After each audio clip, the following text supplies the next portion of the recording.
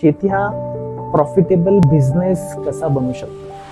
तर शेतकऱ्यांना due to chemical एक्सप्लोजर किंवा केमिकलच्या कॉन्टॅक्टमुळे पेस्टिसाइडमुळे कोणते प्रॉब्लेम येत आहेत? प्रॉब्लेम म्हणण्यापेक्षा आपण सुरू करूया जागतिक स्टॅटिस्टिक्सवर. दरवर्षी जवळपास 18,000 शेतकऱ्यांचा मृत्यू होतो जगभरात. ह्या गोष्टीला आपण एक अवेअरनेस म्हणून शेतकऱ्यांसाठी अवेअरनेस काय क्रिएट करू शकतो? अवेअरनेस म्हणण्यापेक्षा मी म्हणेल आता एका जागृतीची गरज आहे. प्रत्येक शेतकऱ्याने, एंटरप्रेन्योरने आणि ज्याला गावाकडे राहून काहीतरी स्वतःचा व्यवसाय करायचा आहे त्यांनी प्रत्येकाने हा पॉडकास्ट बघावा. आता तो दिवस दूर नाही की आता जसे घरोघरी ट्रॅक्टर झाले तसेच पुढे जाऊन घरोघरी ड्रोन होतील. आज आपल्यासोबत जे गेस्ट आहेत ते अशाच एका इंडस्ट्रीमधून बिलॉंग करतात, सलाम किसान. गेस्टची जर का जर्नी आपण बघितली तर एकदम शून्यापासून सुरुवात झाली.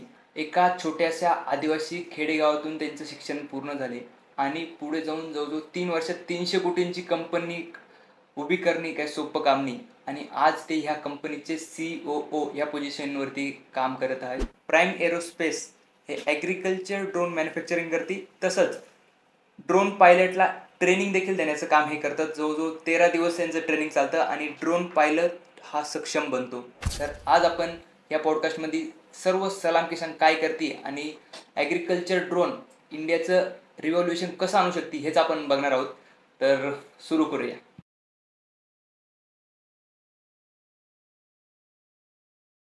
नमस्कार, स्वागत आहे तुमचं आपल्या शोवरती ॲग्रीवाला मराठी टॉक्स.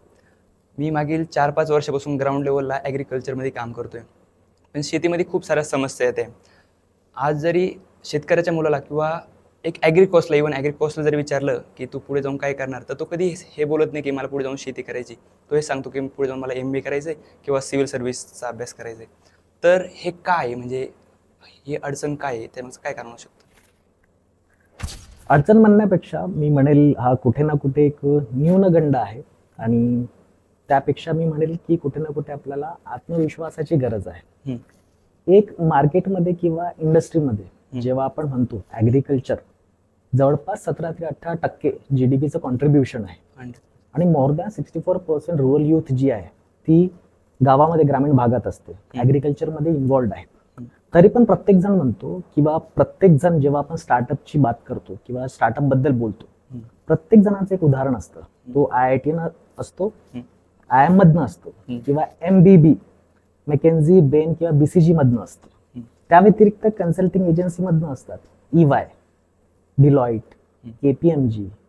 त्यानंतर अशा ज्या ऑर्गनायझेशन आहेत तिथनं हे फाउंडर्स आणि इनोव्हेशन करणारे असतात. इव्हन ॲग्रिकल्चरची आपण जेव्हा गोष्ट करतो तेव्हा मुख्यतः बघा तुम्ही एक मॅनेजमेंट कन्सल्टंट किंवा इंजिनियर असतो. पण मुख्यतः मला असं वाटतं की आपल्या ही ज्या युनिव्हर्सिटी आहेत, KKV दापोली म्हणा, PDKV अकोला म्हणा, वसंतराव नाईक परभणी युनिव्हर्सिटी म्हणा किंवा MPKV राहुरी, ह्यामधून सुद्धा एक युनिकॉर्न निर्माण करणारा एक ॲग्रिकॉस उभारला जाऊ शकतो. त्याकरता गरज आहे एका प्लॅटफॉर्मची आणि मला वाटतं त्या प्लॅटफॉर्मला सक्षम बनवायची गरज आहे आणि कदाचित तुमच्यासारख्या युथनी, अशा प्लॅटफॉर्मनी प्रत्येक जणांना, प्रत्येक ॲग्रिकॉसला कुठे ना कुठे आता एक एंगेजमेंट सोबतच एक एनकरेजमेंट सुद्धा दिली जाते. आणि तो दिवस दूर नाही की आता एखाद्या कृषी विद्यापीठातनं एक युनिकॉर्न बनवणारा ॲग्रिकॉस बाहेर येईल. तर फक्त गरज आहे आत्मविश्वासाची, एक रिस्क टेकिंग फॅक्टर जो आहे त्याला आत्मसात करण्याची. मग नक्कीच आज हा आपला ॲग्रिकॉस मुलगा सुद्धा एक युनिकॉर्न घडवणारा फाउंडर बनू शकतो. अच्छा, आता मी तुमच्याविषयी थोडा अभ्यास केला, स्टडी केला. तुमची जर्नी खूप इंटरेस्टिंग आहे सर. तुम्ही एका आदिवासी आश्रमशाळेतून शिकलेलात आणि तिथून पुढे तर सलाम किसानची जर्नी याच्याविषयी थोडं सांगतो. नेहमीचाच हा माझा भाग असतो आणि कदाचित मला असं वाटतं कुठे ना कुठे जी मला आयडेंटिटी मिळालेली आहे की मी म्हणेल जे रिकग्निशन मिळालेलं आहे ते माझ्या पास्टमधनंच किंवा ज्या विभागातून येतो मी, महाराष्ट्रातील चंद्रपूर जिल्ह्यातील एक छोटंसं गिलबिली ग्रामपंचायत गाव, इथे 1ली ते 10वी आदिवासी आश्रमशाळेमध्ये माझं शिक्षण पूर्ण झालं. आणि हेच कारण कुठे ना कुठे होतं की मला इंजिनिअरिंग आणि MBA केल्यानंतर सुद्धा ॲग्रिकल्चर, ग्रामीण आणि लाईव्हलीहूडमध्ये काम करण्याची इच्छा किंवा एक ते पॅशन होतं. कारण मी ग्राउंड मधल्या अडचणी जवळून बघितल्या होत्या. शेतकऱ्यांच्या अडचणी, त्यांना भेडसावणारे जे प्रॉब्लेम्स आहेत त्यासोबतच क्वचितच असलेली सोल्युशन, ही आपल्या कुठे ना कुठे मी म्हणेल की देशामध्ये कृषीप्रधान राष्ट्र म्हटल्यानंतर सुद्धा ह्या गोष्टींच्या उणिवा आपल्या ग्राउंड पातळीवरती आहेत.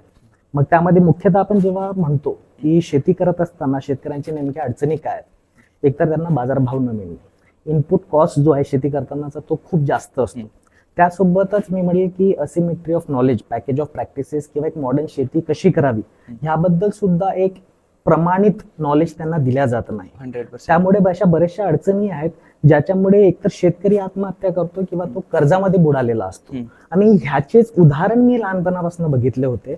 म्हणून आदिवासी आश्रमशाळेत शिकल्यानंतर सुद्धा IIT मध्ये माझ्या करिअरची सुरुवात झाली. त्यानंतर ICICI फाउंडेशन मध्ये जवळपास 23 राज्यांहून अधिक राज्यांमध्ये काम केलेलं आहे.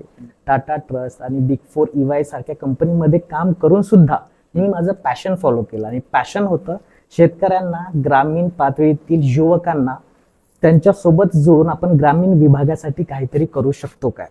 हीच जर्नी होती, हीच इन्स्पिरेशन होती माझ्या कम्युनिटीची, माझ्या लोकांची आणि मी म्हणेल की माझ्या देशवासियांची, जिथे मला एक सेवा करण्याची संधी मिळाली. आणि हेच एक उदाहरण आहे, passion is equal to profession. का मी आदिवासी आश्रमशाळेतून आल्यानंतर सुद्धा ऍग्रिकल्चर हा सेगमेंट चूज केलाय. तिथून पुढे एज्युकेशनचा एक पार्ट झाला, तिथून पुढे तर सलाम किसानची ती जर्नी कशी होती? येस, म्हणाल्याप्रमाणे सलाम किसान ही उत्पत्ती जी आहे का, मी म्हणेल की 19 वर्षीय तरुणी जी अमेरिकेत शिकायला होती, तिने तिथे शेती बघितली होती, ज्या पद्धतीने शेती अमेरिकेमध्ये केल्या जाते आणि त्यासोबतच भारतामध्ये ज्या उणिवा आहेत, शेतीविषयी भेडसावणाऱ्या ज्या अडचणी आहेत, त्याला आपण टेक्नॉलॉजीच्या माध्यमातून कसं काय सोडवू शकतो, ह्याच विजनवरती सलाम किसानची स्थापना जवळपास 3 वर्ष आधी झालेली. आणि अशाच ऍग्रिकल्चर एक्सपोच्या दरम्यान माझी धनश्रीशी भेट झाली आणि त्यामध्ये मला हे कळून चुकलं की जर मी सर्व्हिस इंडस्ट्रीमध्ये असताना जेव्हा मी लाखो रुपयाचा पगार कमवत होतो, मी कदाचित स्वतःचा विकास करू शकलो असतो, माझ्या कुटुंबाचा विकास करू शकलो असतो, कदाचित मी म्हणेल माझ्या कम्युनिटीचा विकास करू शकलो असतो. पण माझ्या शिक्षणाला अर्थ काय, माझ्या पॅशनला अर्थ काय, जर मी माझ्या शेतकऱ्यांसाठी, देशवासियांसाठी किंवा देशासाठी काहीतरीच करू शकलेलो नाही जे काही मी शिकत आलो. तर मला वाटतं की सलाम किसान एक प्लॅटफॉर्म आहे ज्या माध्यमातून मी म्हणेल की एक सोशल इम्पॅक्ट क्रिएट करता येईल. त्यासोबतच ही कम्युनिटी जी आपल्याला देशाचा कणा आहे, शेतकरी, ह्यांच्यासोबत काम करण्याची एक संधी मिळेल. काम करत असताना जेव्हा आपण प्रॉब्लेम सॉल्व्हिंग स्टेटमेंट ज्या असतात, आपण ग्रासरूट वरती काम करतो, तेव्हा मी म्हणेल की जो आनंद मिळत असतो आपल्याला, जेव्हा एखाद्याच्या चेहऱ्यावरती हसू येतं, जेव्हा एखाद्या शेतकऱ्यांचा जो कर्जामध्ये बुडालेला शेतकरी असतो आणि येणाऱ्या क्रॉपिंग पॅटर्न मध्ये त्यांना नवनवीन टेक्नॉलॉजीचा वापर करून जेव्हा पिकाचं उत्पन्न चांगलं येतं, सोबतच बाजारभाव चांगला भेटतो, तर तो जो आनंद असतो तो कुठे ना कुठे मला असं वाटतं मला एक ट्रिगर करणारा पॉइंट होता. आणि एकदम इन्स्टंटली मी डिसाईड केलं की येस, मला सलाम किसान सोबत काम करायचं आहे. लाखोची नोकरी, दिल्लीत असलेली लक्झरियस लाईफ सोडून त्वरितच सलाम किसान धनश्रीला जॉईन केलं आणि जवळपास आता 3 वर्षानंतरची ही जर्नी आहे. सुरू शून्यापासून केलेलं, फक्त तिघांसोबतच सुरू झालेली कंपनी. आज मी म्हणेल महाराष्ट्रातील मोर दॅन 30 डिस्ट्रिक्ट्स मध्ये आपण काम करतोय. 140हून अधिक ग्रासरूट वरती एम्प्लॉय काम करत आहेत. व्हॅल्युएशनची जर का मी गोष्ट केली तर जवळपास 300 CR चं व्हॅल्युएशन कंपनीचं आहे आणि रेव्हेन्यू सुद्धा Q2 मध्ये जवळपास 100 करोडचं रेव्हेन्यू आहे. पण हे शक्य का झालं? शक्य यासाठीच झालं की गरज जी आहे ती फक्त शेतकऱ्यांना नाही, अशा एंटरप्रेनरना सुद्धा आहे की ज्यांच्यामध्ये जिज्ञासा आहे, कुठे ना कुठे देशासाठी काहीतरी करायचं, आपल्या शेतकऱ्यांसाठी काहीतरी करायचं आणि सोशल इम्पॅक्ट क्रिएट करायचा आहे. आणि तो साध्य झाला फक्त सलाम किसानच्या माध्यमातून. म्हणून EY ते सलाम किसानची जर्नी जी होती ती फक्त एक इम्पॅक्ट ड्रिव्हन, सोबतच creating impact at masses. This was the only reason की मी एक कॉर्पोरेट सेगमेंट मधनं एक एंटरप्रेन्योरल जर्नी किंवा एक स्टार्टअपचा भाग झाला. शेतकरी हा संपूर्ण जगाचा पोशिंदा आहे, पण मग तो शेतकरी प्रोड्यूस चांगला करतो, ग्राहकांना फूड्स पण चांगलं देतो, पण ॲक्च्युअली प्रॉब्लेम असा आहे की त्याच्या सेफ्टीच्या बाबतीत तो निष्काळजीपणा करतो किंवा त्याला माहिती नाही, अवेअरनेस कमी. तर शेतकऱ्यांना ड्यू टू केमिकल एक्सप्लोजर किंवा केमिकलच्या कॉन्टॅक्टमुळं, पेस्टिसाइडमुळं कोणते प्रॉब्लेम येत आहे? येस, प्रॉब्लेम म्हणण्यापेक्षा आपण सुरू करूया जागतिक स्टॅटिस्टिक्स वरनं. जर का आपण रिपोर्ट्स बघितले, दरवर्षी जवळपास 18,000 शेतकऱ्यांचा मृत्यू होतो जगभरात. त्यानंतर भारतामध्ये जवळपास 6,600 शेतकऱ्यांचा मृत्यू होतो आणि आपल्याला माहिती आहे की मराठवाडा हा अति मी म्हणेल ड्रॉट प्रोन किंवा तिथे शेतकऱ्यांच्या आत्महत्या होतात. विदर्भ रिजन, यवतमाळ सारख्या ठिकाणी तिथे आत्महत्या शेतकऱ्यांच्या जास्त होतात. जर का तुम्ही रिपोर्ट बघितला तर जवळपास 270हून अधिक शेतकऱ्यांच्या ज्या मृत्यू झालेला आहे तो टॉक्झिक केमिकल इन्हेलेशनमुळे झालेला आहे. आणि तो का? मी पण एक रिसेंटली रील बघितली होती की माझ्या मित्रांनीच ती रील केली होती. तो ऍक्च्युली MBBS डॉक्टर आहे. तर त्यांनी एक रिपोर्ट दाखवला होता. त्या रिपोर्टनुसार 2025चा रिपोर्ट होता तो एका युनिव्हर्सिटीचा. तर त्या रिपोर्टनुसार सर्वाधिक शेतकऱ्यांचा मृत्यू हा ऑर्गनोफॉस्फेटिक पॉइझनिंग होतो की ते विविध केमिकल आपल्या इनहेलेशन होतं आणि नंतर त्यांचा डेथ होतो. तर हे तुम्ही सांगू राहिले. येस. तर एक मी म्हणेल की शेतकऱ्यांचा मृत्यू हा केमिकल इन्हेलेशनने होणे, सोबतच फवारणी करत असताना जेव्हा केमिकलच्या संपर्कात शेतकरी येतो तेव्हा स्किनचे प्रॉब्लेम होणे, त्यासोबतच कॅन्सर सारख्या बिमाऱ्या होणे हे मुख्यतः कारण आहे. जर का आपण बघितलं की कॅन्सर ट्रेन प्रत्येकाला माहिती आहे. पंजाब मधील Malwa belt Madhane cancer train specifically Bikaner करता कॅन्सर पेशंटला ट्रीट करण्याकरता येतात. का? कारण की तेथे शेतकरी जे आहेत ते टॉक्झिक केमिकलमुळे कॅन्सरग्रस्त झालेले आहेत. अशा बरेचशा मी म्हणेल की टॉक्झिक रोग आणि मृत्यू सुद्धा हे टॉक्झिक केमिकल किंवा इन्सेक्टिसाइड्स याच्यामुळे झालेले आहेत. तर मग ह्या गोष्टीला आपण एक अवेअरनेस म्हणून शेतकऱ्यांसाठी अवेअरनेस काय क्रिएट करू शकतो? अवेअरनेस म्हणण्यापेक्षा मी म्हणेल आता एका जागृतीची गरज आहे, टेक्नॉलॉजी अडॉप्शनची गरज आहे, प्रिसिजन ॲग्रिकल्चरची गरज आहे. सोबतच मी म्हणेल की जेव्हा आपण शेतीबद्दल बोलत असतो प्रत्येक जण एकच प्रश्न असतो की शेती हा प्रॉफिटेबल बिझनेस कसा बनू शकतो. तो फक्त दृष्टिकोन आहे, पण प्रत्येक शेतकरी इम्प्लिमेंट करतो का? कदाचित करतोही, करतही असेल, पण ज्या अडचणी आहेत. प्रिसिजन ॲग्रिकल्चर हा खूप अवाढव्य विषय आहे. याच्याविषयी थोडं बेसिक सांगा. प्रिसिजन ॲग्रिकल्चर काय? जेव्हा आपण प्रिसिजन ॲग्रिकल्चर बद्दल बोलतो, उदाहरणार्थ आपण आता जस्ट बोललो की केमिकल इन्हेलेशनने जे आहे बरेचसे कॅन्सर्स रोगराई होतात. तर याला प्रिसिजन ॲग्रिकल्चरच्या माध्यमातून आपण कसं काय सोडवू शकतो? तर एक काइंड ऑफ तंत्रज्ञान. युजली आपण शेती करत असताना बघतो की जेव्हा फवारणी करायची असते तेव्हा सर्वात मोठा प्रॉब्लेम हा की आपल्याला मनुष्यबळ मिळणे कठीण झालेलं आहे. सेकंड, मनुष्यबळ मिळाल्यानंतर सुद्धा जी फवारणी आहे ती युनिफॉर्म होणे किंवा प्रिसाइज होणे हा एक प्रश्न आहे. त्यासोबतच फवारणी करत असताना त्याला बरेचशा रोगराई जळतात. त्यासोबत विंचू चावणे, साप चावणे हे सुद्धा धोके असतात. त्यासोबतच औषधींचा अपव्यय, पाण्याचा अपव्यय सुद्धा होतो. तर फवारणी करत असताना एखादी असं तंत्रज्ञान जसे की ड्रोन, त्याच्या माध्यमातून आपण शेतकऱ्यांना प्रिसिजन ॲग्रिकल्चरला अवगत करून फक्त केवळ 6 ते 7 मिनिटांमध्ये आपण त्यांना फवारणी करून देऊ शकतो. लागणारा क्षेत्र 6 ते 7 मिनिट. 6 ते 7 मिनिटांमध्ये जवळपास शेतकरी जो आहे 6 ते 7 मिनिटांमध्ये 1 एकर क्षेत्र परिपूर्ण स्प्रेइंग करू शकतो आणि ते सुद्धा प्रिसाइजली. ओके. आणि आता 6 ते 7 मिनिटात तो स्प्रे करतो, त्याला वॉटर रिक्वायरमेंट किती लागते? येस. शेतकऱ्यांचा नेहमीच असा प्रश्न असतो की पारंपरिक पद्धतीने जेव्हा शेतकरी शेती करत असतो तर त्याची एक मानसिकता असते की मला 1 एकरी क्षेत्रामध्ये जवळपास 150 ते 200 लिटर पाणी वापरायला हवं. पण मी म्हणतो की आता तंत्रज्ञानाच्या माध्यमातून हे शक्य झालेलं आहे. केवळ 10 लिटर पाण्यामध्ये तुम्ही 1 एकरी क्षेत्र जे आहे ते फवारणी करू शकता. मग प्रश्न हाही येतो की शेतकरी बरेचदा विचारतात की आम्ही 100 ml औषधी 200 लिटर पाण्यामध्ये वापरत असू तर तेच 100 ml औषधी 10 लिटरच्या पाण्यामध्ये वापरणे योग्य आहे का? तर मला असं वाटतं की इथे सुद्धा वैज्ञानिक एक कारण आहे. पाणी जे आहे, पाणी हे एक फक्त माध्यम आहे औषधीला फवारणी करण्याकरिता, राईट. आणि जेव्हा आपण फवारणी करत असतो ड्रोनच्या माध्यमातून जेव्हा फवारणी केल्या जाते तेव्हा स्पेसिफिकली नोझल्स असतात, Y type, I type, centrifugal nozzles, आणि एका थेंबाला जवळपास 150 ते 300 कणांमध्ये विभागल्या जातात. इट मीन्स जेव्हा ड्रोनद्वारे फवारणी केल्या जाते तेव्हा एक थेंबा जवळपास 300 भागामध्ये विभाजला जातो आणि प्रत्येक थेंब जो आहे का मिस्ट फॉर्म मध्ये आपल्या क्रॉपवरती किंवा प्लांटवरती स्प्रे केला जातो, जेणेकरून जे त्याचं सरफेस ऍब्सॉर्प्शन रेट सुद्धा आहे तो सुद्धा वाढला जातो आणि प्रिसाइजली एक स्प्रेइंग जी आहे ती ड्रोनच्या माध्यमातून केली जाते. जे क्रॉप जे हाय फॉलेजवाले क्रॉप आहे की ज्यांची वाढ खूप मोठ्या प्रमाणात होते तर स्प्रे खाली जातो का? जेव्हा आपण म्हणतो सर टेक्नॉलॉजी, जेव्हा आपण गोष्ट करत असतो की काही अडचणी आहेत आणि काही क्षेत्रामध्ये इनोव्हेशन आणि R&D ची सुद्धा गरज आहे. उदाहरणार्थ आता द्राक्ष जेव्हा फवारणी करत असताना ड्रोन हा वरच्या अंगावरून फवारणी करत असतो. काही क्रॉपमध्ये आपल्याला खालच्या अंगातनं फवारणी द्यायला लागतं.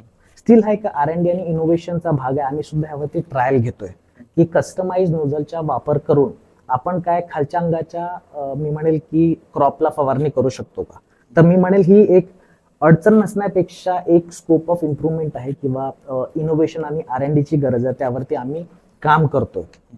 उदाहरणार्थ एक मला सांगायला आवडेल की आपण आता खालच्या अंगाला किंवा मोठी कॅनोपी असलेल्या झाडांबद्दल बोलतोय. असे काही ऑर्चिड्स आहेत जस्ट लाईक मँगो, उंची खूप जास्त असणे, कॅनोपी सुद्धा खूप मोठी असते. तर त्यामध्ये जेव्हा आपण ऑर्चिड्सची गोष्ट करतो तर त्यांचं डिस्टन्स बिटवीन टू प्लांट्स हे सुद्धा जास्त असतं. लागणारा वेळ, लागणाऱ्या औषधीने लागणारं पाणी सुद्धा तेवढंच जास्त वापरलं जातं. तर ड्रोन सारख्या तंत्रज्ञानाने हे शक्य आहे का, पाण्याचा बचाव होणे, औषधींचा वापर सुद्धा कमी होणे आणि वेळेची बचत सुद्धा होणे. तर हे शक्य झालेलं आहे. सलाम किसानने KKV दापोली सोबत एक अधिकृतरित्या MOU केलेला आहे. त्याच्या माध्यमातून आपण R&D करतोय KKV दापोलीमध्ये की ड्रोन ह्या तंत्रज्ञानाच्या माध्यमातून आपण मँगो सारख्या ऑर्चर्डला, जे खूप उंचीचं झाड असतं, मोठी कॅनोपी असते, त्यामध्ये कशा पद्धतीने फवारणी करू शकतो. आणि हे साध्य सुद्धा झालेलं आहे. रिझल्ट जे आहे ते अंडर ट्रायल आहे. आम्ही लवकरच SOP जे आहे त्या पब्लिक करू आणि याचा सगळ्या शेतकऱ्यांना जो आहे लाभ होणार आहे. हो, पण मग आता मी सपोज सोयाबीन करतोय किंवा तूर करतोय की त्यांच्या त्या पानांच्या खाली काय तिथं हाय डेन्सिटी प्लांटेशन असतं, तर तिथपर्यंत खाली जाईल का? जर का आपण ड्रोन एका स्पेसिफिक हाईटवरतून घेऊ तर ऑफकोर्स जो प्रोपेलरचं प्रेशर असेल तर त्याच्यामुळं तिथं डॅमेज वगैरे फ्रूट फ्लावरिंग स्टेज असेल तर क्रॉपला डॅमेज वगैरे होण्याचे चान्सेस असू शकतात. तुम्ही मी म्हणेल की शेतकऱ्यांचे कदाचित प्रश्न तुम्ही स्वतः मांडताय. हा नेहमी शेतकऱ्यांचा प्रश्न असतो की उदाहरणार्थ तुम्ही म्हणाल्याप्रमाणे की जेव्हा आपण फवारणी करत असतो क्रॉप डॅमेज होऊ शकतो का, पहिला प्रश्न. तर हा सगळा संदर्भ जो आहे, एक ड्रोन ॲज अ मशीन, त्यानंतर ड्रोन ऑपरेट करणारा पायलट, ह्या दोघांच्याही इफिशियन्सीवर अवलंबून असतो. आमचे पायलट जे आहेत, आम्ही स्वतः आमच्या प्राईम सोल्युशन प्रायव्हेट लिमिटेड ह्या RPTO मधनं ड्रोन पायलट्स तयार करतो. त्यांना SOP पूर्णपणे दिलेले आहेत. क्रॉप असेल तर किती हाईट मेंटेन करायला हवी, किती ड्रिफ्ट असायला हवी, किती स्पीड असायला हवा, नोझल्स जे आहे त्या कुठल्या ऍडजस्टमेंटला सेट करायला हव्या, जेणेकरून जी स्प्रेइंग आहे ती प्रॉपरली असायला हवी आणि क्रॉप जे आहे ते डॅमेज व्हायला नको.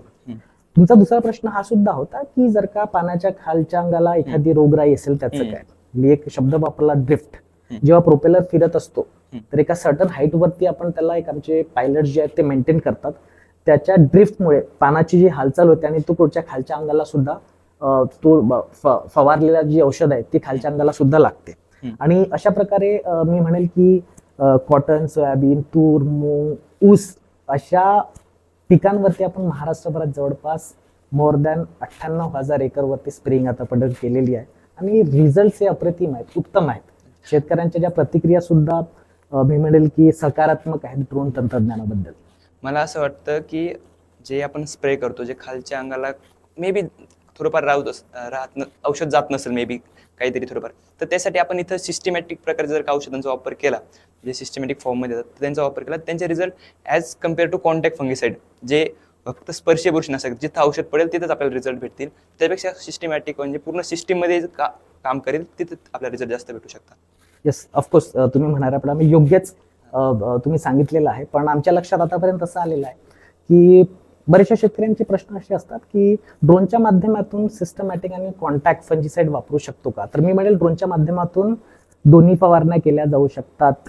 एक मी म्हणेल की कॉन्टॅक्ट, त्यानंतर सिस्टमॅटिक. उदाहरणार्थ जेव्हा आपण सोयाबीनचं एक उदाहरण घेऊ, मी म्हणेल की जेव्हा सोयाबीनच्या लागवडीनंतर जवळपास 30 ते 40 दिवसानंतर एका रोगाचा प्रादुर्भाव होतो, एक रस्ट, आणि त्याची कारणं जी असतात सरफेसवरती एक मी म्हणेल की त्याचा आपल्याला प्रादुर्भाव दिसून येतो. त्यावेळेस जे आपण कॉन्टॅक्ट फंजिसाइड वापरतो, ठीक आहे, त्यावेळेस कॉन्टॅक्ट फंजिसाइड वापरताना तर रोगराई जो आहे ती कंट्रोल केल्या जाऊ शकते. पण कालांतराने आपण जेव्हा आपण पिरियडिसिटी बघितली सोयाबीनमध्ये जवळपास 45 ते 60 दिवसांमध्ये, त्याच्यामध्ये जेव्हा अळीचा प्रादुर्भाव वाढत असतो आणि त्यावेळेस सिस्टमॅटिक मी म्हणेल की फंजिसाईडची गरज आहे, जेणेकरून खोड जो आहे खोडापर्यंत किंवा प्लांटापर्यंत ते शोषण केला जाईल आणि दीर्घकाळ जो आहे मी म्हणेल कंट्रोल रोगराईची केला जाईल. तर मी म्हणेल की या दोन्ही पद्धतीचे फंजिसाईड किंवा मिळेल कॉन्टॅक्ट आणि सिस्टमॅटिक दोन्ही ड्रोनद्वारे वापरल्या जातात, शेतकरी वापरतात आणि त्याचे रिझल्ट सुद्धा अतिउत्तम आहे. आता तुम्ही बोलले की एकरी आपल्याला 10 लिटर पाणी लागतं, बरोबर. पण मग कधी कधी असं असेल की आपण सपोज मी ऊस करतोय किंवा टोमॅटो करतोय. आता टोमॅटोचं जे रो टू रो डिस्टन्स आहे ते व्हॅरी करतं, काही ठिकाणी 8 फूट 7 फूट 5 फूट. तर मग हे जे कॉन्सन्ट्रेशन आहे हे कसं बॅलन्स केलं जातं? म्हणाल्याप्रमाणे जेव्हा आपण केमिकल कंपोजिशनची गोष्ट करतो तर सलाम किसान एक सर्व्हिस प्रोव्हायडर कंपनी आहे, याच्यामध्ये आपण ड्रोन हा शेतकऱ्यांना उपलब्ध करून देतो आणि लागणारी औषधी आहे ती शेतकरी हा डिसाईड करतो की कुठली औषधी आपल्याला फवारायची आहे. आता तुमच्या आपण प्रश्नावर येऊया की लागणारं केमिकल किंवा कंपोजिशन जे आहे ते समान लागतं की वेगळं लागतं. याच्यामध्ये मी थोडं ड्रोन टेक्नॉलॉजी बद्दल मी म्हणतो की हा पारंपरिक शेतीपेक्षा कशा पद्धतीने वेगळा आहे. जेव्हा रो टू रो डिस्टन्स तुम्ही म्हणतात की डिफर करत असेल प्रत्येक शेतकऱ्यांचं, सर्वप्रथम प्राईम सोल्युशन मध्ये तयार झालेला ड्रोन पायलट जो आहे तो काय करतो, शेती जी आहे त्याचं एक चारही बाजूने तो मी म्हणेल अनालिसिस करतो, त्याचं ऑटोमॅटिकली मॅपिंग करतो ड्रोनवरती. आता पहिल्यांदा कॉन्सन्ट्रेशन टाकण्याच्या अगोदर पहिल्यांदा मॅपिंग होणार. येस. तर ड्रोन पायलट आहे सर्वप्रथम त्या शेताचं मॅपिंग करतो. कारण हे आहे की बरेचशा क्षेत्रामध्ये किंवा बरेचशा एरियामध्ये आम्हाला असं जाणवलं आहे की ऑब्स्टॅकल्स येतात, त्यामध्ये ओव्हरहेड लाईन्स असणे, झाडे असणे, तर ह्या संदर्भामध्ये क्रॅशेसचे चान्सेस तेवढेच वाढतात. मग सर्वप्रथम ड्रोन पायलट काय करतो, त्या शेतीचं मोजमाप करणे व्यवस्थितरित्या, डिस्टन्स किती आहे आणि तो त्याचं मिशन प्लॅन करतो ऑटोमॅटिक मोडवरती. आणि मिशन प्लॅन करत असताना तो एक रूट मॅप देतो त्या फार्मवरती की आपला ड्रोन कसा उडणार आहे. कदाचित तो व्हर्टिकली उडू शकतो किंवा हॉरिझॉन्टली उडू शकतो. तर हे ड्रोन पायलटची मी म्हणेल की एक कार्यक्षमता आहे, ज्याच्या माध्यमातून तो ऑटोमायझेशनच्या माध्यमातून एक मॅप करतो आणि त्या मॅप केल्यानंतर पर्टिक्युलर त्या मॅप केलेल्या जागेवरती किंवा तुम्ही म्हणालात की जे प्लांटेशन केलेलं आहे त्या प्लांटेशन वरतीच तो ड्रोन जाऊन स्प्रे करत असतो. ओके. इंडियामध्ये ॲव्हरेज लँड होल्डिंग फार्मरची जवळजवळ 1 हेक्टरच्या आसपास आहे. पण मग त्याच्या एवढी लँड होल्डिंग नसते, मग दुसऱ्या शेजारला लगेच दुसऱ्यांचं शेत असतं. स्प्रे करताना जर का त्याने एका स्पेसिफिक हाईटला स्प्रे केला आणि वारा आला तर ते औषध दुसऱ्याच्या फार्मवरती उडण्याचा चान्सेस असू शकतात. तर त्यासाठी आपण काय करू शकतो? हो, ह्या अडचणी आम्हाला सुद्धा भेडसावलेल्या आहेत. तर सर्वप्रथम मी म्हणेल की स्टील 1 हेक्टर पर्यंत इज फाईन, पण आम्ही अशा बऱ्याचशा ठिकाणी स्प्रे केली आहे जिथे गुंठ्यांमध्ये जमीन असते. तर इथेच मी म्हणतो तंत्रज्ञान कुठे ना कुठे कामी पडतं. आता तुम्ही शब्द वापरला की आपण मिशन प्लॅन करतो ऑटोमायझेशनच्या मोडमध्ये, आणि जेव्हा आपण फ्लाय करत असताना मी आपल्या डिस्कशन मध्ये म्हणालेलो आहे की ड्रिफ्ट मेंटेन करणे, नोझल्स ऍडजस्ट करणे, त्यानंतर दाब असणारा तो ऍडजस्ट करणे, हाईट मेंटेन करणे, ह्या हिशोबाने जेव्हा ड्रोन पायलट आपला मॅप करत असतो फार्म, त्या हिशोबाने आता उदाहरणार्थ की फार्म ए आणि फार्म बी मधलं डिस्टन्स जे जर का जवळपास उदाहरणार्थ मी म्हणतो 15 फूटचं असेल आणि आपला कॅनोपी कव्हर करत असताना जो स्प्रेइंग रेट आहे दाबानुसार अशा पद्धतीने ऍडजस्ट केला जातो की जेणेकरून ड्रिफ्ट ही किंवा हवा असली की त्या पलीकडे जाऊन सुद्धा जाणार नाही. अशा पद्धतीने ते मी म्हणेल की आपला पायलट त्याची मिळेल की एक जाणीवपूर्वक काळजी घेतो आणि अशा पद्धतीने तो अशा क्षेत्रावर फवारणी करतो जेणेकरून झालेला स्प्रे त्याचे प्रादुर्भाव किंवा निगेटिव्ह इम्पॅक्ट बाजूच्या शेतकऱ्याला जाणवलं. जोराचा जर का वारा आला, खूप जोराचा जर का वारा आला तर ड्रोनला काही प्रॉब्लेम येऊ शकतं का? येस, मी म्हणेल ड्रोनला प्रॉब्लेम येण्यासोबतच फवारणीमध्ये बरेचसे अंतर आपल्याला अपेक्षित करायला हवे. म्हणून आपण स्प्रेइंग करत असताना काही गोष्टी ज्या आहेत पूर्वतयारी किंवा मी म्हणेल की डूज अँड डोंट्स करत असतो. जिथे वारा जास्त असेल त्यावेळेस आपण संभाव्यता फवारणी करणे टाळतो. एक दुसरा फवारणी करत असतानाची नियमावली आपण तयार केलेली आहे, ऑलरेडी डीजीसीने दिलेली आहेच, पण जवळपास 3 वर्षाच्या अनुभवामध्ये आपण नियमावली बनवलेली आहे की वाऱ्याचा वेग किंवा स्पीड किती असावी आपल्याला कळते, त्यानुसार आपण स्प्रेइंग करावं की नाही करावं ते डिसिजन घेतो. आणि जेव्हा वाऱ्याचा वेग जास्त असतो मोस्टली आपण अवॉइड करतो की स्प्रे करायला नको. आणि त्या केसमध्ये जर का आपला पायलट इतका एफिशियंट आपण तयार केलेला आहे की तो फवारणी करत असताना ह्याची काळजीपूर्वक दक्षता घेतो की वाऱ्याच्या वेगाने एक की तो बाजूच्या शेतकऱ्यांमध्ये ती फवारणी व्हायला नको. दुसरं तुम्ही म्हणाल्याप्रमाणे येस क्रॅशेसचे चान्सेस जे आहे अनस्टेबिलिटी असणे किंवा वातावरण खराब किंवा वातावरणाच्या बदलामुळे GPS ची डिस्कंटिन्युटी होणे आणि ह्याच मी म्हणेल की परिणाम ड्रोन क्रॅश होण्याचे चान्सेस वाढतात. म्हणून हा धोका फक्त शेतकऱ्यांनाच नाही तर मी म्हणेल ड्रोन ॲज अ मशीनला सुद्धा आहे आणि एका पायलटच्या मी म्हणेल की त्याच्या इफिशियन्सीवर पण प्रश्नचिन्ह येऊ शकतो. पण आता भारतामध्ये मी म्हणेल की ड्रोन पायलट इथे सक्षमरित्या काम करत आहेत की अडचणी सुद्धा आता सोडवल्या गेल्या आहेत. हो, म्हणजे बेसिकली जो ड्रोन पायलट आहे त्याला एक तर चांगलं एज्युकेशन भेटलं पाहिजे आणि त्याला चांगले स्किल्स असले पाहिजे, त्याच्याकडे चांगले स्किल्स असले पाहिजे त्या बाबतीत, तेव्हा तो ड्रोनला चांगलं यूज करू शकतो. आयुष ही खूप महत्वाची गोष्ट आहे. मला तुम्हाला आवर्जून सांगायला आवडेल भारतामध्ये जवळपास मी म्हणेल 34,000 जास्त UIN रजिस्टर्ड आहेत. काय असतंय प्रत्येक ड्रोनला जो आहे एक आयडेंटिटी नंबर दिला जातो तर जवळपास 34,000 अधिक इश्यू झालेले आहेत. भारतामध्ये जवळपास 1 ते 1.5 लाख ड्रोन पायलटची गरज आहे. पण तुम्हाला माहिती आहे भारतामध्ये किती आहेत? फक्त 14,000 प्लस ड्रोन पायलट आहेत. म्हणजे एवढी नीट गॅप आहे की ड्रोन पायलट मध्ये नीट गॅप आहे. म्हणजे मला म्हणायला आवडेल की तेवढी संधी सुद्धा आपल्या युवकांना ऍग्रिकॉसला ग्रामीण युथला की त्यांनी एक प्रॉपर ट्रेनिंग घ्यावी RPTO मधनं DGCA अधिकृत. त्यासोबतच त्यांनी एक मिळेल की टेक्निकल कोर्स किंवा टेक्निकल नॉलेज मिळेल ज्याच्या माध्यमातून तो एक रोजगार सुद्धा मिळवू शकतो. तुम्ही म्हणाल की आता एवढे सारे पायलट आहेत पण मी तुम्हाला एक उदाहरण द्यायला आवडेल. ड्रोन उडवत असताना 3 ते 4 गोष्टी खूप महत्वाच्या आहेत. एक आपण पायलट बद्दल बोलतोच आहे पण ड्रोन कुठला आहे, तो DGCA प्रमाणित आहे की नाही. सेकंड, बॅटऱ्या ज्या वापरलेल्या आहेत त्याचं लाईफ सायकल किंवा मी म्हणेल बॅटरी मॅनेजमेंट पायलटला व्यवस्थित येतं की नाही.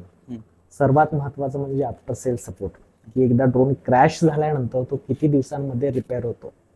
ह्या खूप मोठ्या जाणीवपूर्वक प्रत्येक शेतकऱ्यांनी ड्रोन विकत घ्यायच्या आधी ह्या गोष्टीची शहनिशा करावी, त्यानंतरच ड्रोन घ्यावा. कारण की इंडस्ट्रीमध्ये आपण जेव्हा बघतो आता तुम्हाला सुद्धा माहिती आहे ड्रोन बूमिंग सेगमेंट आहे. खूप जास्त प्रचार प्रसार ड्रोनचा केला जातो पण शेतकऱ्यांना ह्या बेसिक गोष्टी आहे ह्याची माहिती असणं गरजेचं आहे. कुठलाही ड्रोन विकत घेत असताना 4 गोष्टी खूप महत्वाच्या आहेत. याच्याविषयी अजून थोडं सांगा की कोणत्या गोष्टी महत्वाच्या आहेत. ड्रोन मी म्हणेल की ड्रोन विकत घेत असताना सर्वप्रथम तो अधिकृत असणे महत्वाचं आहे. जेव्हा आपण अधिकृत ड्रोन म्हणतो इट मीन्स तो DGCA प्रमाणित असायला हवा. First and most important thing. त्यानंतर आपण महत्वाचा मुद्दा येतो DGCA काय असतं ते पण थोडं सांगा. येस, DGCA एक गव्हर्नमेंट बॉडी आहे जे ड्रोनला अधिकृत किंवा मी म्हणेल की एक प्रमाणित केल्या जातं. Director general of civil aviation ह्या डिपार्टमेंटच्या माध्यमातून प्रत्येक ड्रोनला जे आहे ते अधिकृत अधिकृत प्रमाणपत्र DGCAच्या माध्यमातून दिल्या जातात. जर का तुमच्याकडे DGCAचं अप्रुव्हल असेल तरच तुम्ही DGCA अप्रूव्ड अधिकृत ड्रोन मॅन्युफॅक्चरर आणि ड्रोन सेलर असू शकता. त्यानंतर महत्वाचा मुद्दा येतो की ड्रोन उडवत असताना एक प्रोफेशनल ड्रोन पायलट असणं गरजेचं आहे. त्याकरताही भारतामध्ये जवळपास 190हून अधिक RPTO केंद्र उपलब्ध आहेत ज्याच्या माध्यमातून शेतकरी किंवा युवा वर्ग रिमोट पायलट ट्रेनिंग ऑर्गनायझेशनच्या माध्यमातून ड्रोनच्या ट्रेनिंग घेऊ शकतात. तिथे त्यांना 5 दिवसांचा करिक्युलम जो आहे DGCAच्या अंतर्गत शिकवला जातो. 2 दिवसाचं थिअरी असतं, 3 दिवसाचं प्रॅक्टिकल असतं. या माध्यमातून एक प्रोफेशनल सर्टिफाईड पायलट तयार होतो. त्यानंतर महत्वाचा मुद्दा येतो एकदा जर का तुम्ही ड्रोन विकत घेतला तुम्ही स्वतः सर्टिफाईड पायलट आहात. महत्वाचा मुद्दा येतो आफ्टर सेल सपोर्ट. आमच्या अनुभवाने जवळपास मागच्या 3 वर्षापासून आपण ड्रोनच्या माध्यमातून फवारणी करतोय. विविध विभागामध्ये विविध क्रॉपवरती आपण स्प्रेइंग केलेला आहे आणि आम्हाला असं जाणवलं की ड्रोन विकत घेतल्यानंतर कमीत कमी 3 ते 4 वेळा तो क्रॅश होणे आहेच. शेवटी ही मशीन आहे, हाताळणारा हा मनुष्य आहे. एरर आणि बरेचशा इश्यू येतीलच. म्हणून ट्रेनिंग हा खूप मोठा पार्ट आहे ज्याच्यामध्ये एक प्रोफेशनल ट्रेन पायलट असणे खूप गरजेचं आहे. हा सगळा एक मी म्हणेल की सेट इकोसिस्टम बनली ज्याच्यामध्ये तुम्हाला अधिकृत ड्रोन सुद्धा मिळाला, प्रोफेशनल ट्रेन पायलट सुद्धा उपलब्ध झालेला आहे. त्यानंतर आफ्टर सेल सपोर्ट सुद्धा तुमच्याकडे आहे. महत्वाचा मुद्दा जो आहे तो चौथा, ह्याच्यामध्ये बिझनेस अपॉर्च्युनिटीज काय आहे, शेतकरी हा किमान किती याच्यामधनं उत्पन्न करू शकतो आणि त्याच्यासाठी लागणाऱ्या कुठल्या गोष्टी महत्वाच्या आहेत. तर या सगळ्यांची सांगड म्हणजे प्राईम ग्रुपची एक इकोसिस्टम ज्याच्या माध्यमातून प्राईम एरोस्पेसमध्ये ड्रोन मॅन्युफॅक्चर केला जातो. त्यानंतर सलाम किसानच्या माध्यमातून आपण फार्मर सेंट्रिक ज्या सेवा सुविधा आहेत त्या शेतकऱ्यांना राईट फ्रॉम सॉइल टेस्टिंग ते मार्केट लिंकेजपर्यंत पुरवतो. प्राईम सोल्युशनच्या आरपीटीओच्या माध्यमातून आपण ड्रोन पायलट्स तयार करतो, जेणेकरून ह्या ड्रोन इकोसिस्टमचा एक असा भाग आहे की एक मी म्हणेल की भारत हा एक ड्रोन हब सुद्धा येणाऱ्या कालावधीमध्ये बनणार आहे. आता तुम्ही बोलले की एक चांगला बिझनेस अपॉर्च्युनिटी आहे. मी याच्याविषयी जेव्हा स्टार्टिंगला मी थोडं क्युरियस होतो, 2022 सालची गोष्ट आहे.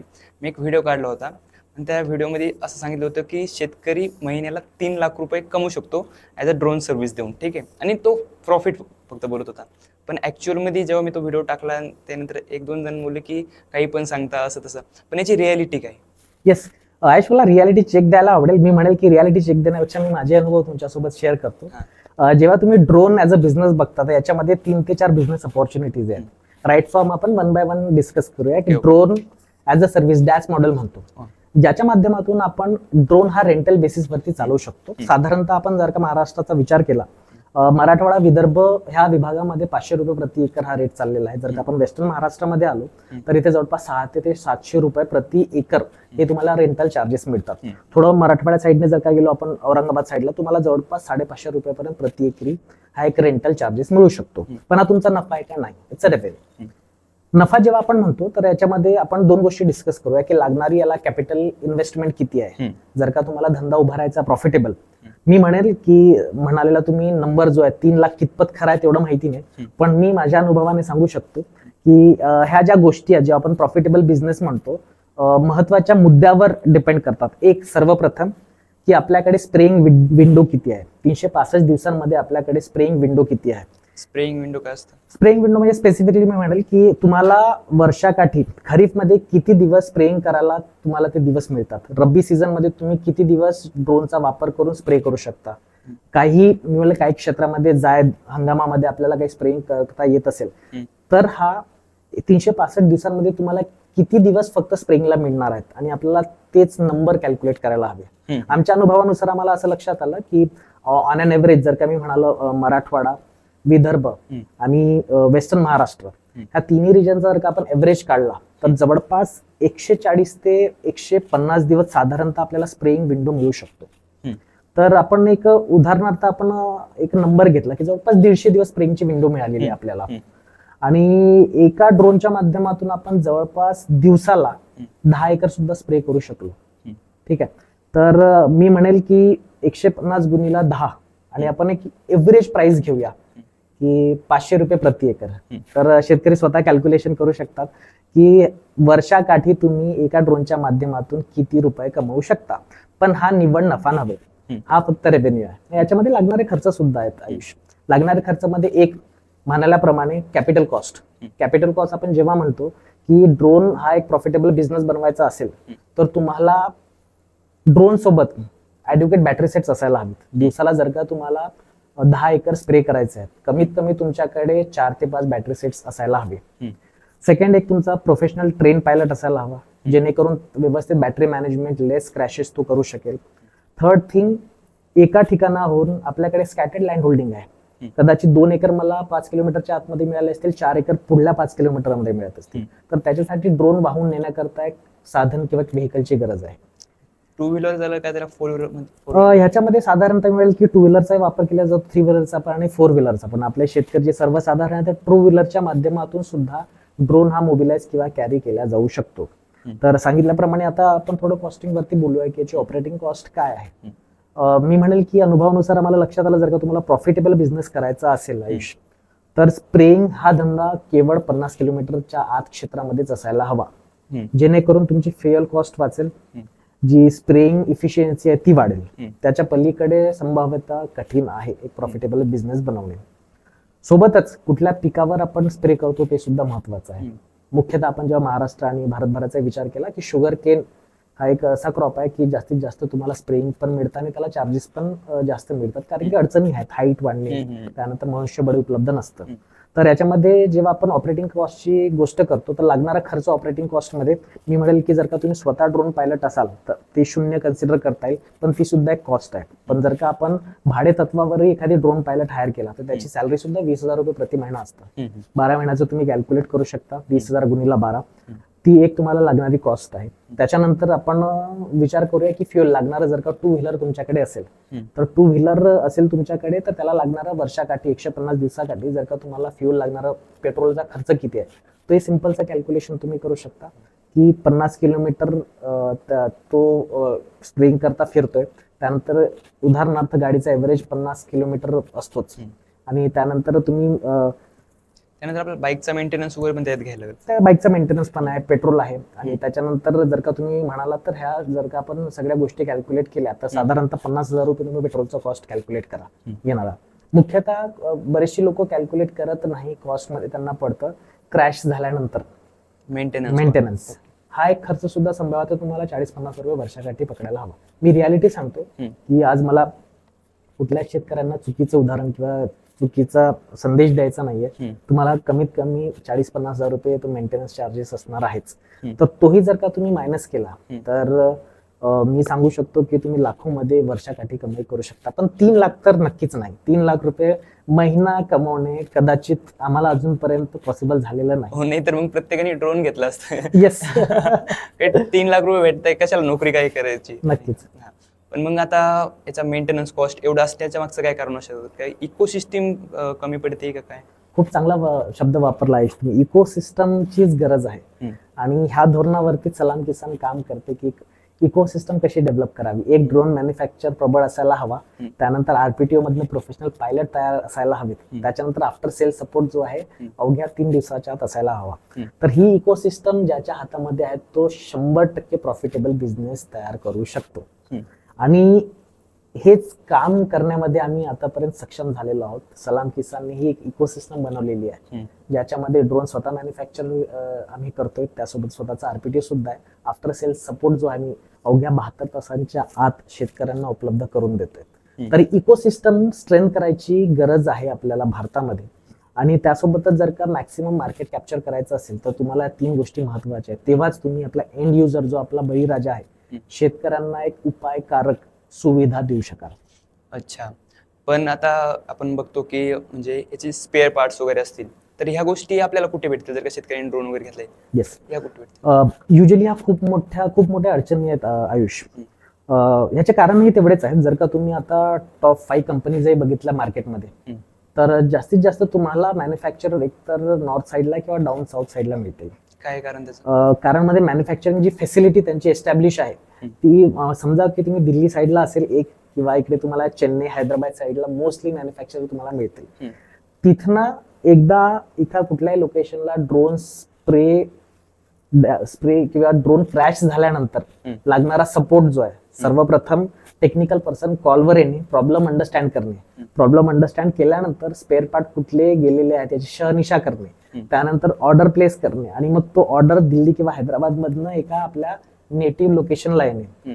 ह्या गोष्टी कमीत कमी 8 ते 10 दिवस घेतात. आणि जेव्हा 8 ते 10 दिवसानंतर टेक्निशियन जेव्हा ड्रोन रिपेअर करायला येतो तेव्हा त्याला तिथे कळतं की ड्रोन मध्ये अडचण दुसरीच आहे, टेक्निकल प्रॉब्लेम हा दुसराच आहे, पार्ट डॅमेज झालेला कुठला तरी वेगळाच आहे. परत 8 दिवस जातात. आणि ह्या पिरियड मध्ये तुम्हाला समजेल, सगळ्यांना माहिती आहे आपला एक, मी म्हणेल की एक लिमिटेड विंडो पिरियड असतो स्प्रेइंगचा, हा स्प्रेइंग पिरियड निघून जातो. आणि ह्याच खूप मोठ्या अडचणी आहेत. जर का हे आपल्याला स्प्रेइंग पार्ट्स आणि तुम्हाला सर्व्हिस सेंटर माझ्या तरी मते एक डिस्ट्रिक्ट आणि तालुका लेवलला असणं गरजेचं आहे, जिथे तुम्ही कमीत कमी 72 तासाच्या तुमचा ड्रोन जो आहे तो रिस्टोर करू शकता. आणि हे काळाची गरज आहे. अदरवाईज तुम्ही एक प्रॉफिटेबल बिझनेस बनवणं खूप कठीण आहे, कारण की आपल्याकडे लिमिटेड स्प्रेइंग पिरियड आहे. आणि जेव्हा कुठलाही स्प्रे विंडो आपल्याकडे येते 10-15 दिवसांच्या त्या पिरियडमध्ये शेतकऱ्यांना स्प्रेइंगची गरज असते. जेव्हा रोगराई येतात तेव्हा त्याच कालावधीमध्ये ड्रोन असणे फवारण्याची गरज असते. आणि त्याच पिरियडमध्ये जर क्रॅश झाला आणि तुमच्याकडे अधिकृत सर्व्हिस सेंटर तुमच्या तालुका किंवा जिल्हा पातळीवर नसेल तर हे नुकसान आहे, वेळेचं सुद्धा, बिझनेसचं सुद्धा आणि शेतीचं सुद्धा. म्हणजे अजून किती दिवस जातील की घरोघरी जसे ट्रॅक्टर आहे तसे घरोघरी ड्रोन येतील, तर अजून किती दिवस जातील तुम्हाला काय वाटतं याच्यावरती? आयुष, मी म्हणेल की 8 ते 10 वर्षापूर्वी चायना आणि जपानने प्रगत ड्रोन वापरायला सुरुवात केलेली आणि आपण फक्त मागच्या 3 ते 4 वर्षापासून ड्रोन मध्ये कुठेतरी आपण त्याचा अडॉप्शन करतोय किंवा ह्या गोष्टी ड्रोन सारखं तंत्रज्ञान शेतकरी वापरायला लागलेला आहे. उदाहरणार्थ आपल्या मोबाईल फोन आणि ट्रॅक्टर प्रमाणेच आहे. आता शेतकऱ्यांच्या मी म्हणेल की डिपेंडन्सी किंवा शेतकऱ्यांच्या गरजा ह्या ड्रोनवर बरेचशी डिपेंडन्सी आलेली आहे आणि तो दिवस दूर नाही की ड्रोन हा एक ट्रॅक्टर प्रमाणे प्रत्येक गावामध्ये किंवा आपल्या प्रोग्रेसिव्ह फार्मरकडे असेल. आणि आपल्या मी म्हणेल की माननीय प्रधानमंत्रीचं विजन सुद्धा आहे की प्रत्येक गावोगावी एक ड्रोन असायला हवा. तेव्हाच कुठेतरी आपण ते क्षेत्र सुद्धा फवारणी केल्या जाऊ शकेल. याचा तुटवडा पण आहे. जर का तुम्ही म्हणाल्याप्रमाणे एक ड्रोन जवळपास 30 ते 50 किलोमीटरच्या रेंज मध्ये स्प्रेइंग करू शकतो. पण आपण जर का आपण विलेज किंवा तालुका बघितला, एका तालुक्यामध्ये जवळपास 100 ते 120 गावं येतात, तर एक ड्रोन पूर्ण शेतकऱ्यांना ह्या सुविधा देऊ शकेल का? नाही. मग आपल्याला जर का मी म्हणेल की याला एक डिसेंट्रलाइज इकोसिस्टम हे तयार करायची आहे, तर तालुका पातळीवर किंवा CSC सेंटर उभारले जाऊ शकतात, मशिनरी बँक उभारले जाऊ शकतात, FPOच्या माध्यमातून त्यांच्या मी म्हणेल सदस्यांना त्या स्प्रेइंग सुविधा दिल्या जाऊ शकतात, बचत गटाच्या माध्यमातून महिलांमार्फत ह्या सुविधा त्यांच्या गाव पातळीवर किंवा ब्लॉक पातळीवर दिल्या जाऊ शकतील. आणि हा दिवस दूर नाही. येणाऱ्या कालावधीमध्ये मी म्हणेल की आपलं भारत सरकार सुद्धा ह्यावर काम करते. नमो दिल्ली ड्रोन योजनेमार्फत, SMMच्या स्कीम आणि महाडीबीटीच्या सुविधेमार्फत शेतकऱ्यांना मुबलक किमतीमध्ये ड्रोन उपलब्ध करून देणे, सोबतच गाव पातळीवर ह्या सुविधा सगळ्या शेतकऱ्यांना कशा देता येईल.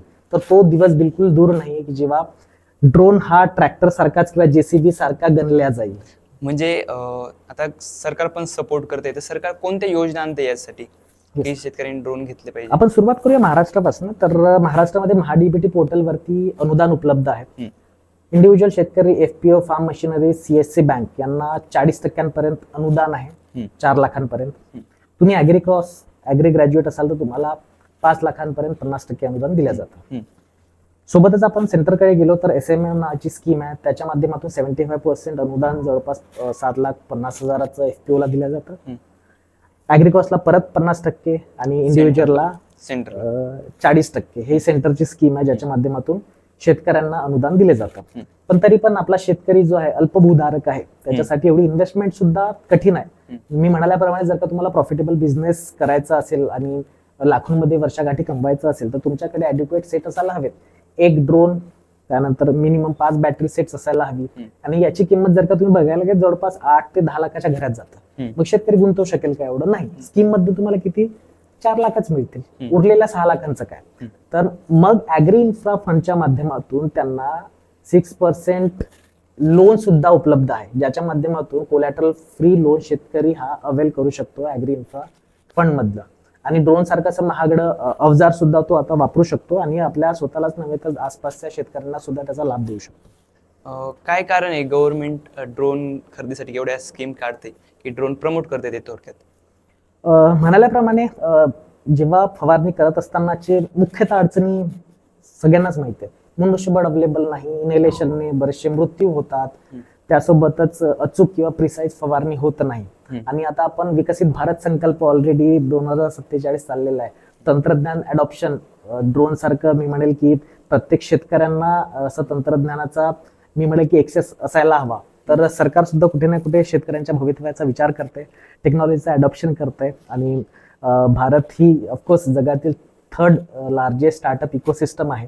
तर not only government but private सेगमेंटच्या माध्यमातून सुद्धा अशा टेक्नॉलॉजी आणि अशा नवीन नवीन आयडियाजला सरकार आणि प्रायव्हेट सेगमेंट सुद्धा प्रमोट करते. अच्छा, आता आपण थोडं डिस्कस करू द्या की पायलटच्या बाबतीत. ठीक आहे, आता पायलट ड्रोन पायलट बनण्यासाठी काय इलिजिबिलिटी पाहिजे? येस, सिंपलची गोष्ट आहे. 10वी पास असायला हवा.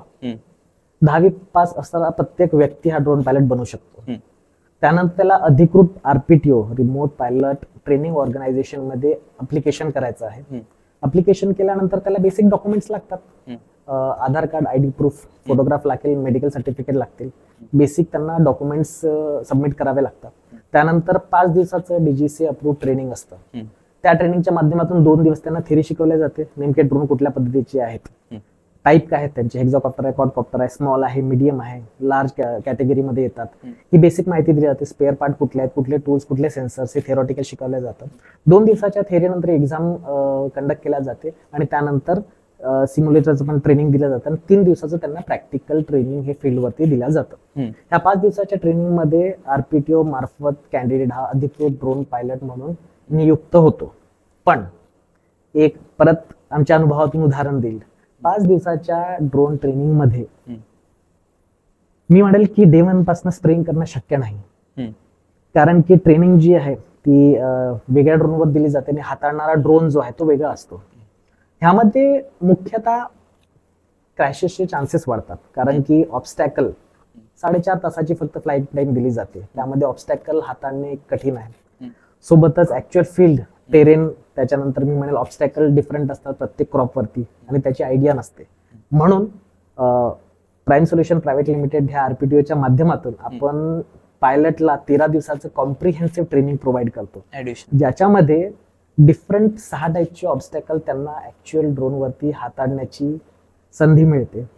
सोबतच जेव्हा 13 दिवसाच्या ट्रेनिंग मधनं तो बाहेर पडतो कॅन्डिडेट, डे 1 पासून तो ऍक्युरेट मिनिमम क्रॅशेस सोबत स्प्रेइंग करू शकतो. अच्छा, ड्रोनचा स्प्रे सोडून दुसऱ्या अजून कशासाठी आपण वापर करू शकतो? ड्रोनच्या आता सेगमेंटनुसार बरेचसे ऍप्लिकेशन आहेत. सर्व्हेलियन्स आहे, मॅपिंग आहे, सीड स्प्रेडर आहे, ठीक आहे. त्यानंतर बरेचदा फायर फायटर म्हणून वापरल्या जातात. इंडियामध्ये चालू आहे. येस, आम्ही स्वतः आता रिसेंटली फॉरेस्ट डिपार्टमेंट यांना सीड स्प्रेडरचं डेमॉन्स्ट्रेशन दिलेलं आहे. सांगितल्याप्रमाणे आमची टँक जी आहे ती रिम्युवेबल आहे, त्या ड्रोनच्या माध्यमातून आपण सीड बॉल सुद्धा स्प्रेड करू शकतो, त्यानंतर सीड सुद्धा स्प्रे करू शकतो. तर अशा पद्धतीने ड्रोनचे डिफरंट ऍप्लिकेशन आहेत. आपलं सीड ब्रॉडकास्ट होणार. येस. मग त्याच्यावरतून माती कशी येणार, त्यासाठी काय कसं करणार?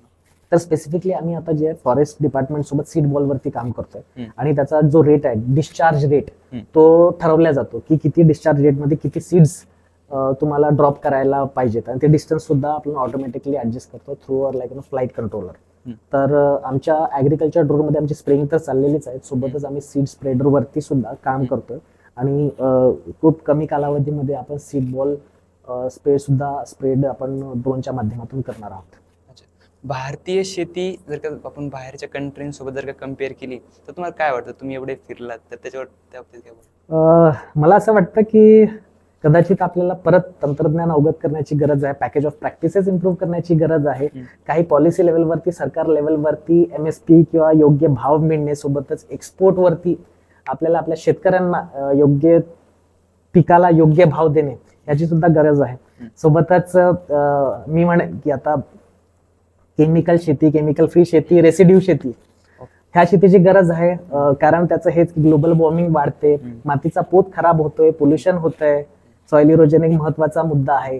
मी म्हणेल की कार्बन कुठे ना कुठे खूप साऱ्या गोष्टींकरता, अडचणीकरता एक कार्बन सिक्वेशन वरती बरंचसं काम चाललेलं आहे. तर मला असं वाटतं ह्या शाश्वत शेती म्हणा, रेसिड्यू फार्मिंग म्हणा, नॅचरल ऑर्गॅनिक फार्मिंग, हा सगळा काही कॉन्सेप्ट एका क्षेत्रामध्ये किंवा बरेचदा डिस्कस केला जातो. पण मला असं वाटतं की जेव्हा आपण भारतीय शेतीमध्ये बोलत असतो, प्रत्येक जण याला कमी वेळेमध्ये उत्पन्न हवं असतं, त्याच्यामध्ये सॉइल इरोजन किती होतं, सोबतच किती पोल्युशन होतं, निसर्गाला किती हानी होते, ह्याबद्दल कोण विचार करत नाही. मग मला असं वाटतं तुमच्यासारख्या युवकांनी पुढे यायला हवं. असे बरेचशा टेक्नॉलॉजीज आहेत त्या प्रमोट करायला हव्यात. रेसिड्यू फार्मिंग एक मी म्हणेल की महत्वाचा मुद्दा आहे की एक प्रणाली आहे किंवा शेतीत रेसिड्यू फार्मिंग शेती करायला हवी, जेणेकरून जे कन्झम्पशन आहे, आपण केमिकल मी म्हणेल की खात असताना कुठे ना कुठे केमिकलच आपण खातोय. तर अशा पद्धतीने रेसिड्यू फार्मिंगला मला असं वाटतं की गरज आहे. इंडिव्हिज्युअल शेतकऱ्यांना नाही, इंडिव्हिज्युअल कन्झ्युमरला नाही, पण निसर्गाला गरज आहे त्याची. म्हणजे ग्रीन रिव्होल्युशन नंतर शेतीमध्ये चांगले बदलाव तर झालेच, पण त्याच्या मागे काही तोटे पण आपल्याला दिसून आले की रेसिड्यू फ्री फार्मिंग शेतकरी करत नाही. शेतकरी नुसतं जे कॉस्ट ऑफ कल्टिवेशन त्याचं वाढतंय आणि तो नुसतं उत्पादन इल्ड वाढवण्याच्या मागे पडतोय, नुसतं केमिकल होतोय. तर मग त्या शेतकऱ्याला जर का प्रॉफिटेबल व्हायचं असेल तर मला असं वाटतं की 2 गोष्टींवर त्याला फोकस करणं गरजेचं आहे. एक तर पहिली कॉस्ट ऑफ कल्टिवेशन आपल्याला कमी करणं गरजेचं आहे. दुसरं सोबतच आपल्याला त्याचा इल्ड पण वाढवायचं आहे, पण सस्टेनेबली, की केमिकलचा आणि जैविकचा वापर योग्य प्रमाणात करून आपल्याला इल्ड वाढवायचं आहे. तर त्या हिशोबाने जर का तो शेती पण चांगली म्हणजे वर्षानुवर्ष टिकेल आणि पुढच्या पिढीला देखील शेती चांगली जाईल. तर रेसिड्यू फ्री फार्मिंगविषयी तुम्ही अजून थोडं काही बोलू शकता? मी म्हणेल की मी याच्यामध्ये सब्जेक्ट मॅटर एक्सपर्ट तर नाही, पण जेव्हा प्रश्न येतो स्वतःचा हां. की काय खायला हवं, हां. तर मी प्रिफर करेन की रेसिड्यू फार्मिंग द्वारा Residue free. उत्पन्न जे घेतलं जातं रेसिड्यू फ्री, मी फ्रुट्स व्हेजिटेबल खायला नक्कीच आवडेल. कारणही तेवढंच योग्य आहे की शरीराला होणाऱ्या बऱ्याचशा आता कार्बोहायड्रेट्सचे प्रमाण म्हणा की आपण कुठे ना कुठे जहरच खातोय. तर रेसिड्यू फार्मिंगच्या माध्यमातून कदाचित एक आरोग्य तुम्हाला हवं असेल स्वतः करता आणि एक ऑक्सिजन लेवल आणि एक निसर्गरम्य तुम्हाला वातावरण तुम्हाला आणि तुमच्या पुढच्या पिढीला हवं असेल, तर मला असं वाटतं residue farming is one of the bestest option, जे प्रत्येकाने एक्सप्लोअर करायला हवं. नॉट ओन्ली शेतकऱ्यांनी, पण जे कन्झ्युमर्स आहेत की कुठे ना कुठे आपण ह्या फार्मिंगच्या प्रॅक्टिसेस जेव्हा प्रमोट करतो, प्राइसिंग फॅक्टरचा खूप मोठा तुटवडा येतो. जेव्हा रेसिड्यू फार्मिंग करत असताना पेशन्स आणि ज्या प्रॅक्टिसेस फॉलो केल्या जातात, तर मला असं इट हॅज समथिंग व्हॅल्यू, आणि ती व्हॅल्यू शेतकऱ्यांना कल्टिवेशन नंतर जेव्हा मार्केटमध्ये तो विकतो, ती व्हॅल्यू सुद्धा त्याला मिळायला हवी. म्हणजे मला असं वाटतंय की हे आपल्या कन्झ्युमर बिहेवियर मध्ये येणं सुद्धा गरजेचं आहे की तुम्ही आज कुठला माल खातायत, कुठलं उत्पन्न खातायत, त्याच्या अगेन्स्ट तुम्ही जर का रेसिड्यू फ्री प्रोड्यूस कन्झ्युम करत आहात, त्याचे बेनिफिट्स काय आहेत, तर हे प्रत्येकाने लक्षात घेणं गरजेचं आहे असं मला वाटतं. सर, खूप चांगलं शिकायला भेटलं या ड्रोन इंडस्ट्री बाबतीत, प्रिसिजन ॲग्रिकल्चर बाबतीत. तर तुम्ही आपल्या ज्या शोवरती आला तर त्याबद्दल खूप खूप धन्यवाद सर. जर का तुम्ही क्युरियस असाल ड्रोन क्षेत्राबाबत, ॲग्रिकल्चर ड्रोनबाबत, तुम्हाला सलाम किसानसोबत कनेक्ट व्हायचं असेल, तर त्यांचा कॉन्टॅक्ट मी डिस्क्रिप्शनमध्ये देतो. आणि अशाच पॉडकास्टसाठी तुम्ही आम्हाला सबस्क्राईब करा आणि व्हिडिओला खूप शेअर करा.